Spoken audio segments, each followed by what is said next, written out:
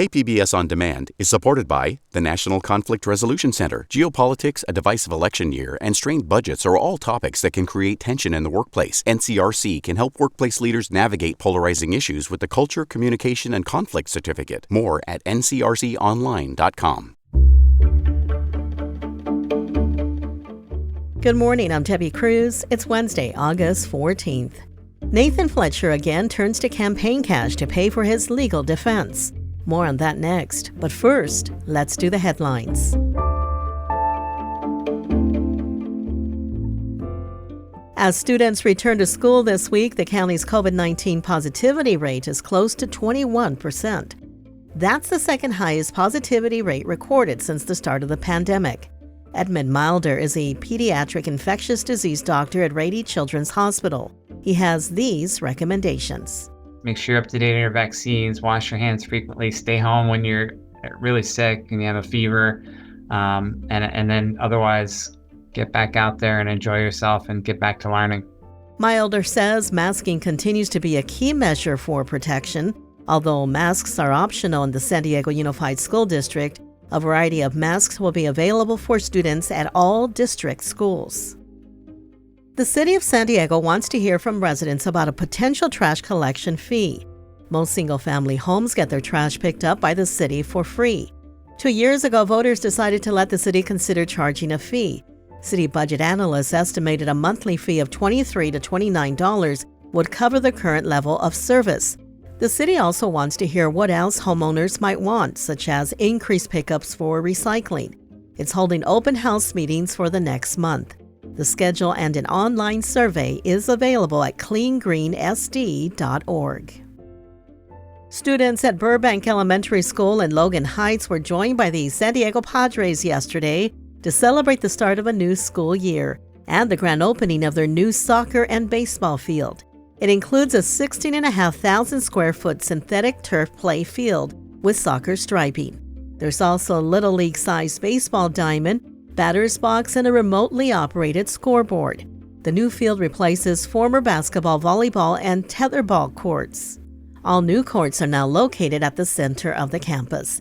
The project was funded by the San Diego Unified's Capital Bond Improvement Program. From KPBS, you're listening to San Diego News Now. Stay with me for more of the local news you need. Now on the finest podcast, the NPR Tiny Desk Contest, we bring you the history of the concert series and the competition and hear from the artists behind our favorite local entries. Listen now wherever you get your podcasts.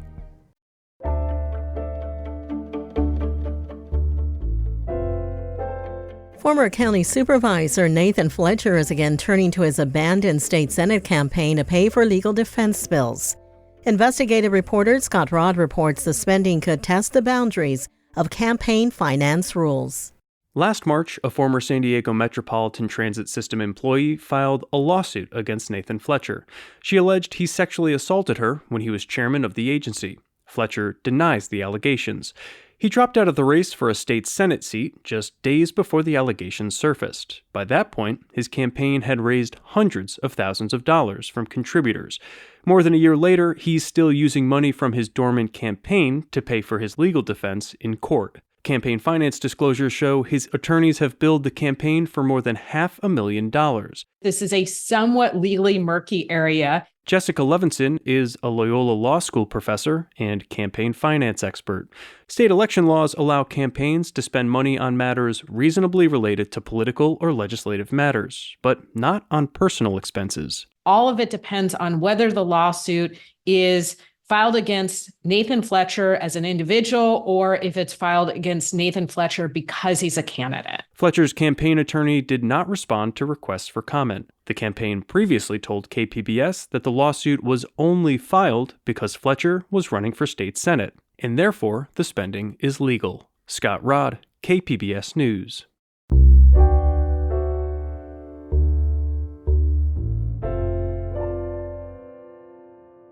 Wage theft is the most common form of theft in the U.S. economy, taking an estimated $15 billion per year from workers.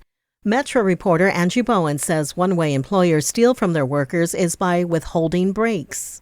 California law requires employers to offer workers a half-hour meal break in the first 5 hours of their workday.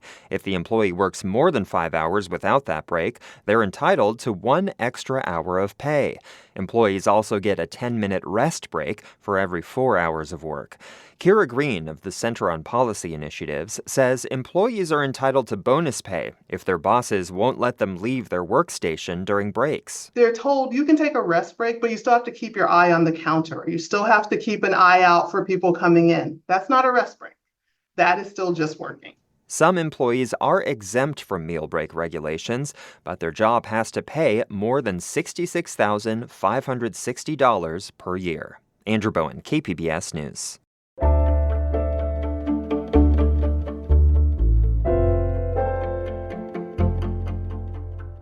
KPBS is embarking on a new series about volunteering, sharing stories of people who devote their time in unexpected ways.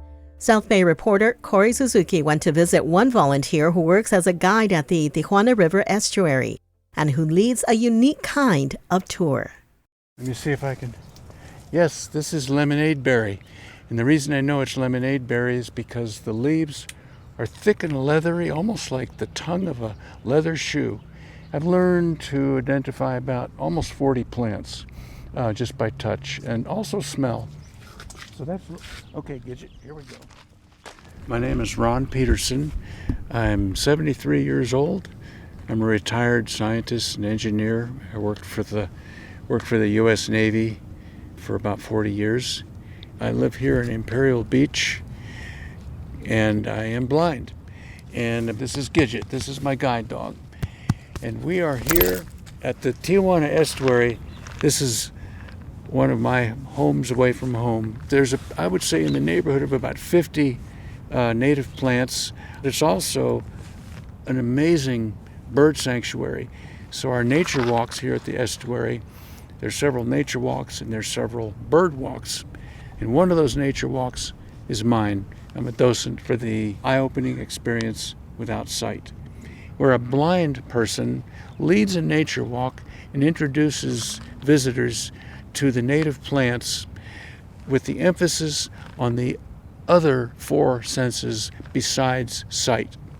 Well, let's start over here with a very special plant right over here. And everyone take a whiff and tell me what you think. I don't love it. Oh, because we have I don't love it. Most people don't care for it all that much. And this plant is actually called bladder pod, and I think you can see why it has the name bladder pod.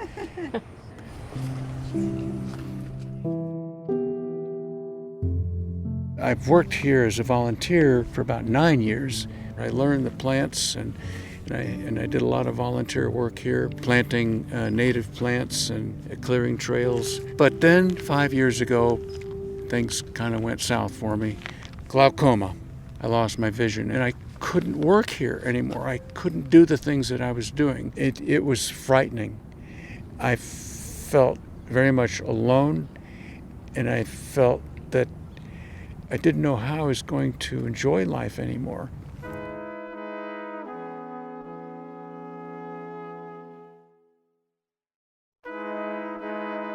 And then finally, a couple of years ago, the idea came along that since I had already learned many of these plants by sight, I could learn these plants by touch and smell, and then share that with people during one of the nature walks. The wonderful feel and especially the smells. And there's even sounds. The bladder pod, when they dry, they make little rattles, and the wind blowing through the cottonwoods, kind of a whispering sound because of the shape of the leaves. And the sound of the bees in the lemonade berries. There's even taste. They really taste good. They taste like little lemonade candy, but that's not something we do with visitors.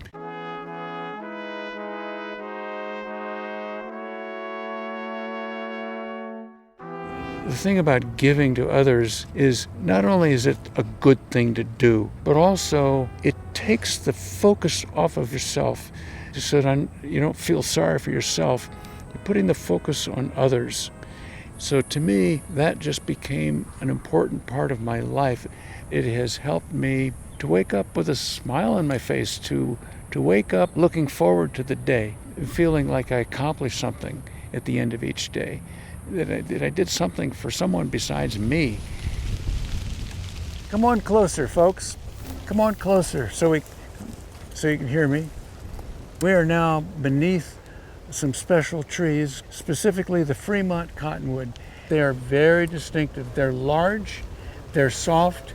The shape of these leaves, if there's a strong breeze, they'll vibrate a little bit. And that vibration causes the tree to kind of shimmer in a breeze. Are you hearing that sound right now? With all of the noise and the helicopters and the wind isn't blowing quite hard enough, no, I'm not.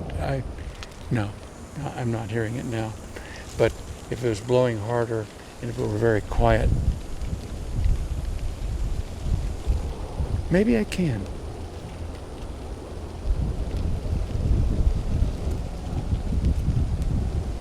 Maybe I can.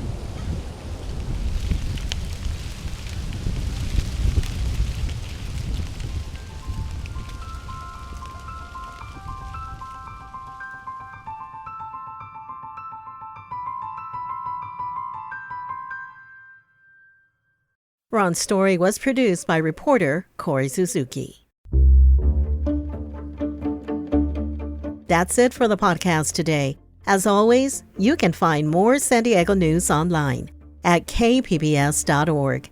Join us again tomorrow for the day's top stories. I'm Debbie Cruz. Thanks for listening and have a great Wednesday.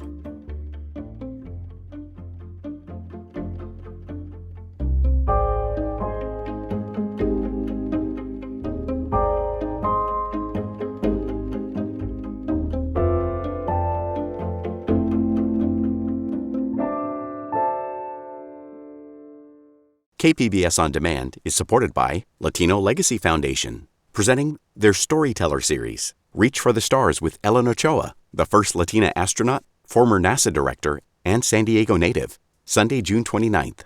More at latinolegacyfoundation.org.